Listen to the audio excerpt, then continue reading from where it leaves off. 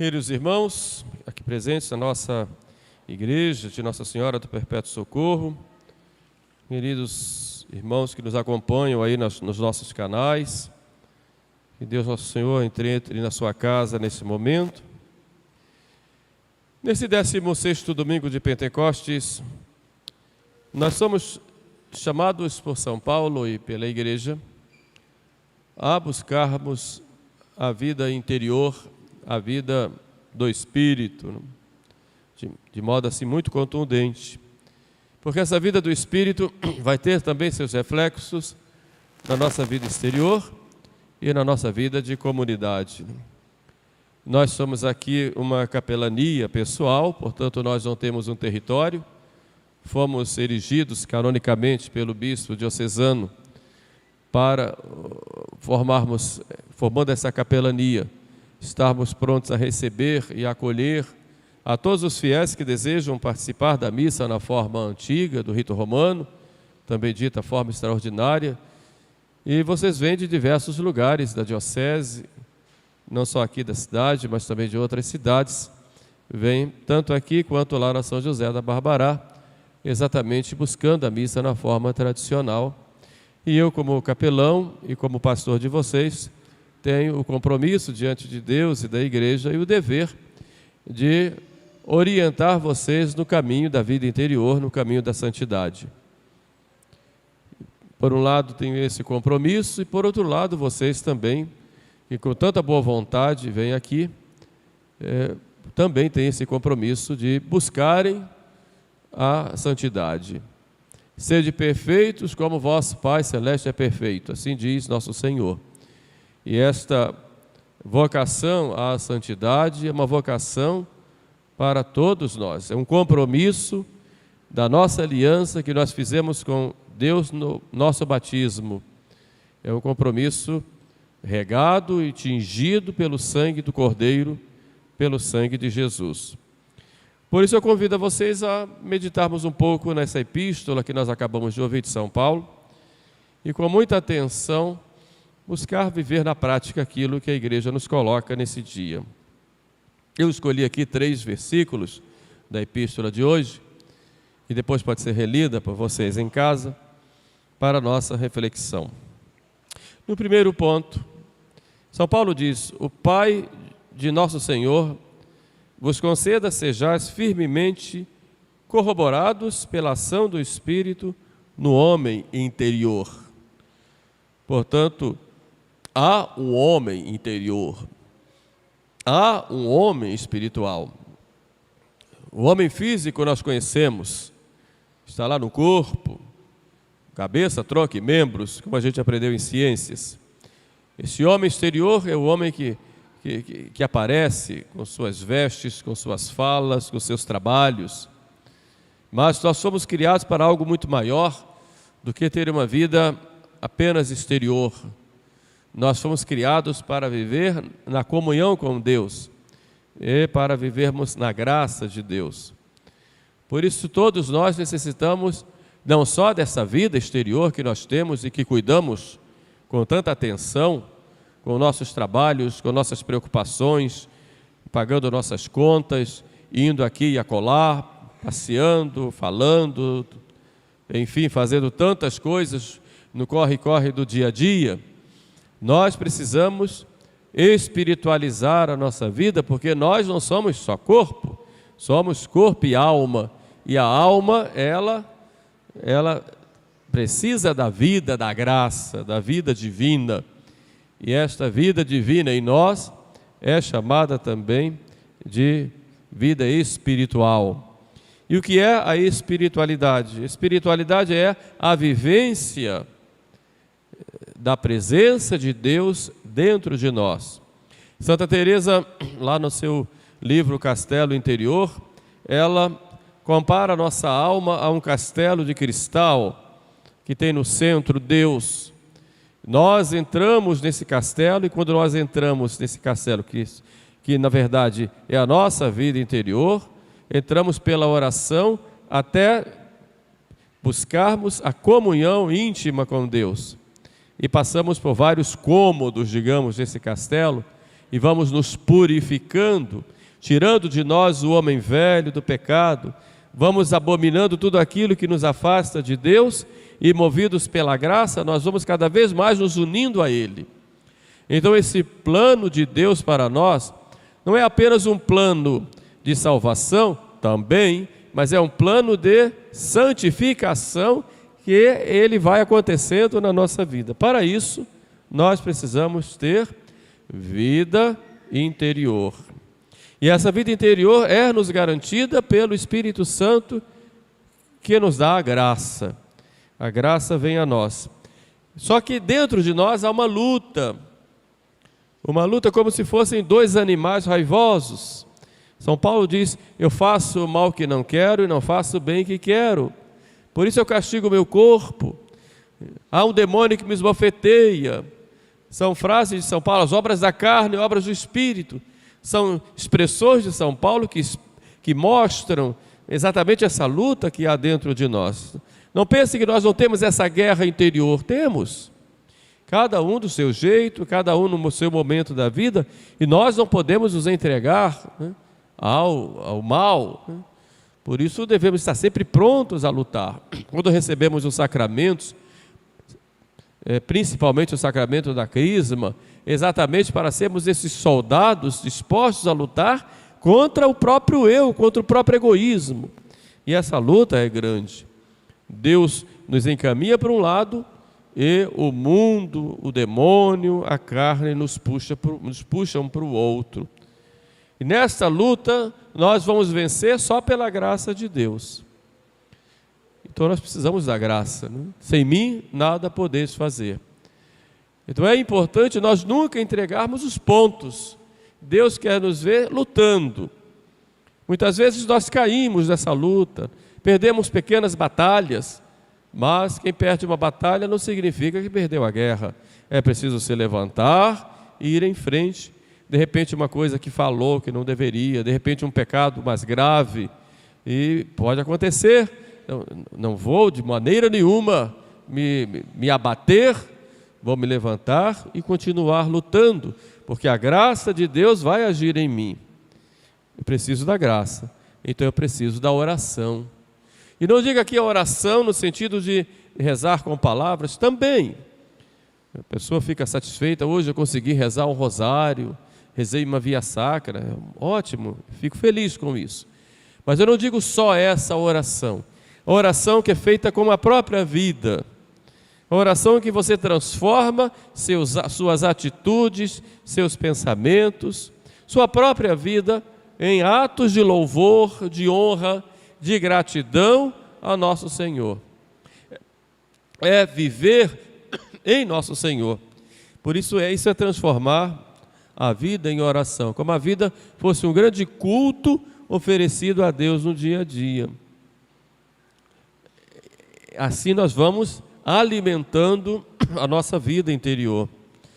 Esse diálogo com Deus pela oração também deve ser um diálogo entre nós, porque nós somos uma família querida por Deus, somos todos irmãos aqui. E aqui na capelania, de modo especial, porque nós não somos uma paróquia territorial, todo mundo veio aqui em busca de algo em comum, que é a liturgia, que é a pregação, que ao estarmos juntos em oração, então todos nós temos esse compromisso de diálogo um com o outro, e de buscarmos esta vida de união uns com os outros. Isso só vai ser possível se nós tivermos vida interior. Senão, nossa religião vai ser uma religião de casca. É muito bonito, você vem aqui, recebe Jesus, comunga, uma liturgia, graças a Deus, de acordo com as normas da igreja, um canto bonito, a gente vem, um silêncio, tudo muito bom, mas isso não mexe com a nossa vida interior para nos fazer daqui melhores do que nós somos. A nossa religião é vã, é uma religião de casca, só de aparências. E não adiantou muito, passamos a ter uma espécie de devoção morna, e não é isso que Nosso Senhor quer. O morno ele vomita da boca, diz lá o livro do Apocalipse. Portanto, nós temos que ser quentes, ter este calor da devoção e do amor a nosso Senhor e do amor aos nossos irmãos. Essa é a chave, né, da vida interior, viver o amor. E aí passamos para um segundo ponto dessa nossa reflexão, e São Paulo diz que Cristo habite pela fé em vossos corações. Cristo habite pela fé. O que é Cristo habitar, né? Nós vemos aqui na igreja e recebemos a comunhão, a Eucaristia. Cristo veio habitar. Mas quando saímos daqui, Cristo continua habitando na nossa vida? Quando você vai tratar com as pessoas, mesmo aqui dentro da igreja, Cristo está habitando na sua palavra, no seu modo de agir? Em sua casa, você comungou, recebeu Jesus, e mesmo que não tenha recebido Jesus na Eucaristia, você recebeu Jesus na palavra. Cristo continua habitando lá na sua casa, na sua família, na sua vida de família, na sua vida profissional. Você leva Cristo para lá? Ou você leva a sua arrogância, o seu egoísmo, a sua preguiça, o seu descuido nas palavras, a sua indiferença diante dos seus familiares ou diante das pessoas que o rodeiam? Cristo vai junto. Então, que a Cristo habite pela fé nos vossos corações, não só dentro da igreja, porque aqui a gente sabe que mais facilmente Ele habita, mas eu vou levar Jesus no meu coração para onde eu for. Isso é a vida de fé. A fé é uma resposta minha, é o sim que eu dou a Deus diante das verdades que Ele me mostra, é o sim que eu dou a Ele diante de dizer: Senhor, eu vou fazer a Tua vontade. Então Cristo vai habitar dessa forma. E é claro que eu tendo Cristo, eu vou crescer no amor a nosso Senhor. E quanto mais eu tiver esse contato com Deus, mais eu vou crescer no amor. Só que esse contato com Deus vai exigir de mim renúncias. Não posso fazer tudo aquilo que eu quero, me dá vontade. Não posso ser uma pessoa cheia de caprichos e deu vontade de fazer uma coisa, eu faço. A vida cristã exige também renúncias e exige sacrifícios. Exige muito exercício de paciência diante das dificuldades da vida e diante das contrariedades. Paciência com as pessoas, paciência com as situações, paciência comigo mesmo. E tem dia que a gente não tem paciência nem com a gente. Hoje eu estou impaciente, estou irritado. Irritado comigo mesmo, não posso nem me olhar.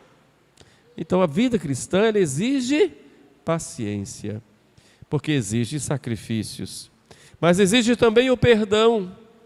Exige tirar do meu coração toda a mágoa que vai me corroendo, como veneno que eu vou bebendo a cada dia e me lembrando daquilo que fizeram contra mim, achando que eu não merecia.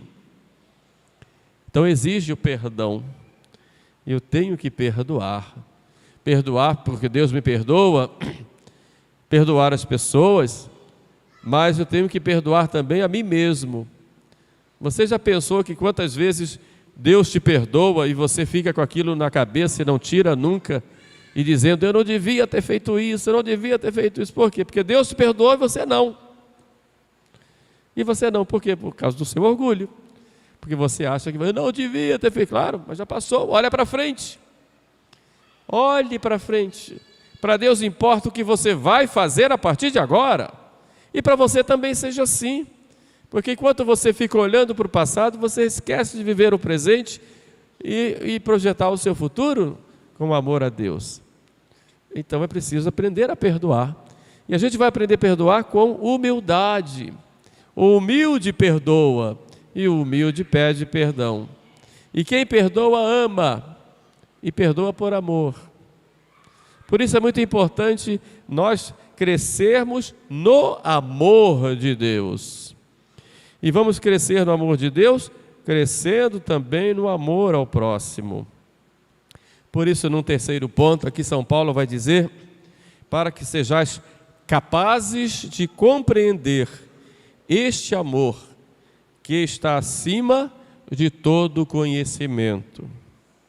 Aí vai falar da nossa vida como irmãos.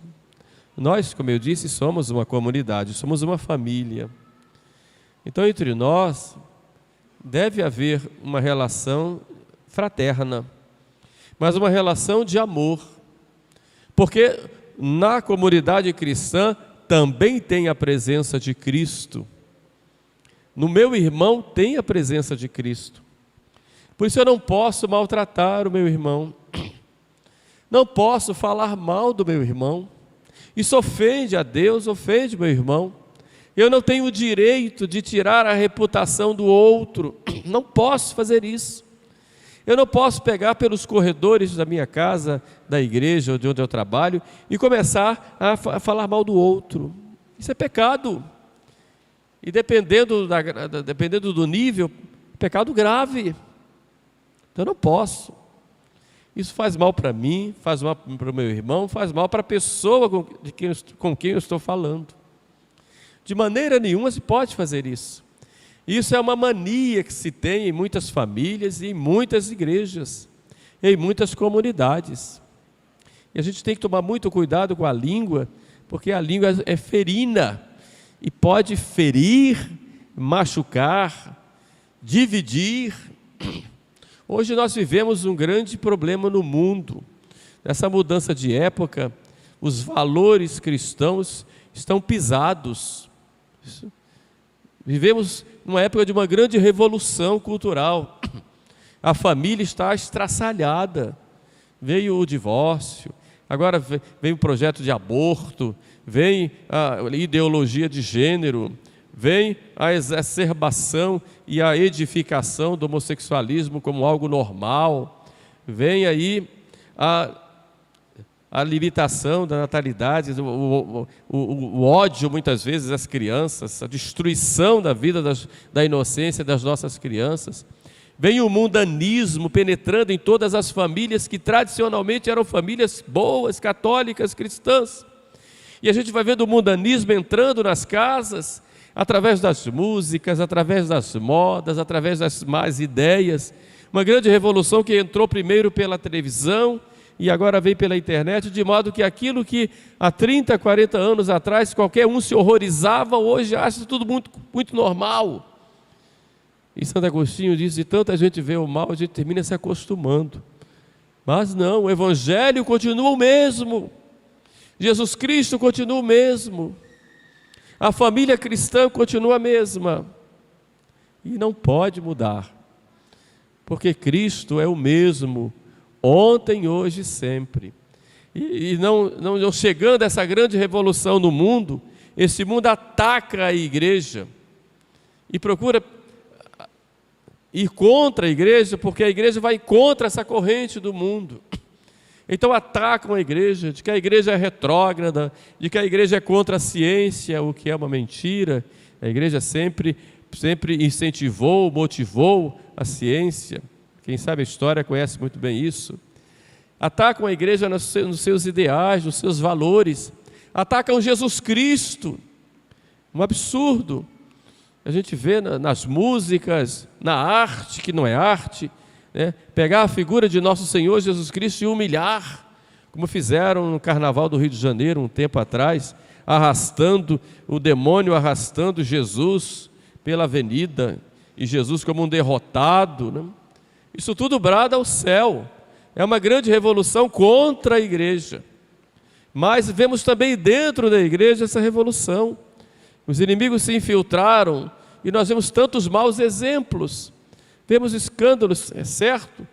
Padres, bispos, religiosos e tantos fiéis.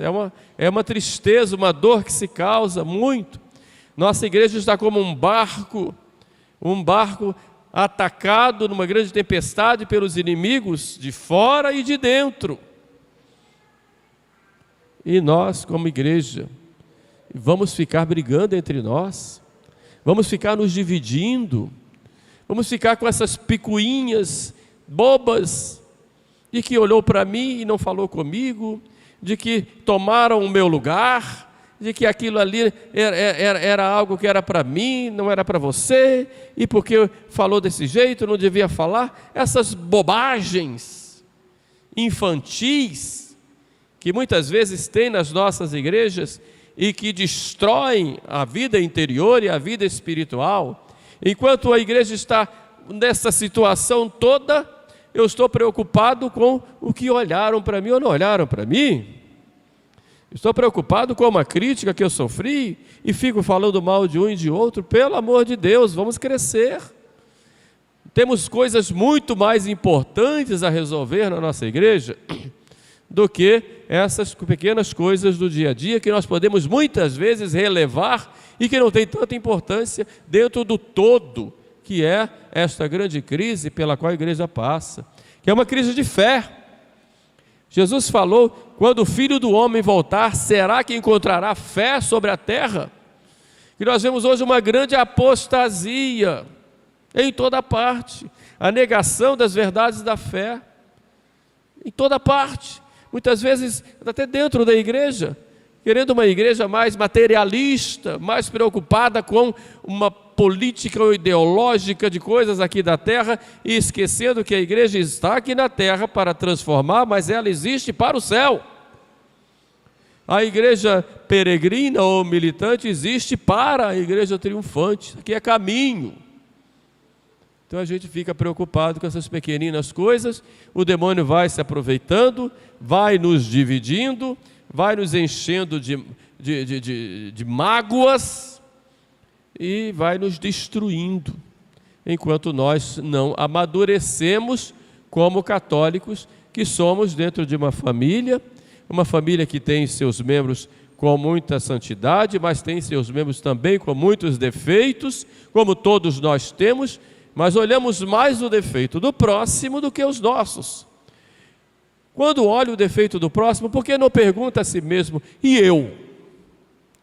O que é que eu estou fazendo para melhorar? Será que eu sou perfeito? Quando você for criticar alguém, primeiro critique a si mesmo. E se você ouve uma crítica de alguém, diga: meu irmão, não vamos falar do nosso irmão, porque nosso irmão não está aqui para se defender. Não vamos falar. Isso não é bom, não nos constrói, não nos ajuda. E vamos parar com essas vaidades: eu estou fazendo isso, estou fazendo aquilo. Porque na igreja e no mundo, nós viemos para servir. E o exemplo maior está nesse aqui, que serviu. E numa família como a nossa, nós temos que estar prontos sempre a servir, sempre para servir. Não importa onde, mesmo que eu chegue mais cedo na igreja e venha limpar os bancos, não tem problema, estou servindo. Venha varrer o chão, ali vai ser feito o culto ao Senhor, alguém vai precisar se sentar aqui, mesmo que depois que acabe a missa eu fique ajeitando as coisas, sem ninguém me perguntar e me pedir para que as coisas fiquem nos seus lugares. Estou dando como exemplo, mas para mostrar que na igreja e no mundo, nós estamos todos juntos para servir, e não para exigir e cobrar dos outros atitudes que muitas vezes nós mesmos não temos.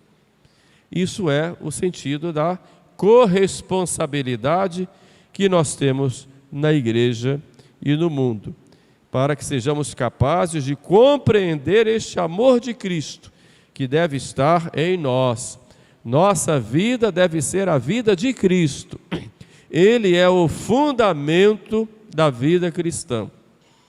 É o fundamento das nossas palavras, fundamento dos nossos pensamentos e fundamento das nossas ações.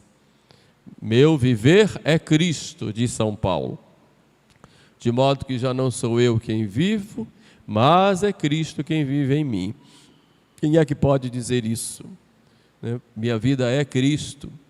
Será que o que eu estou fazendo agora é o que Cristo está fazendo em mim? Ou não?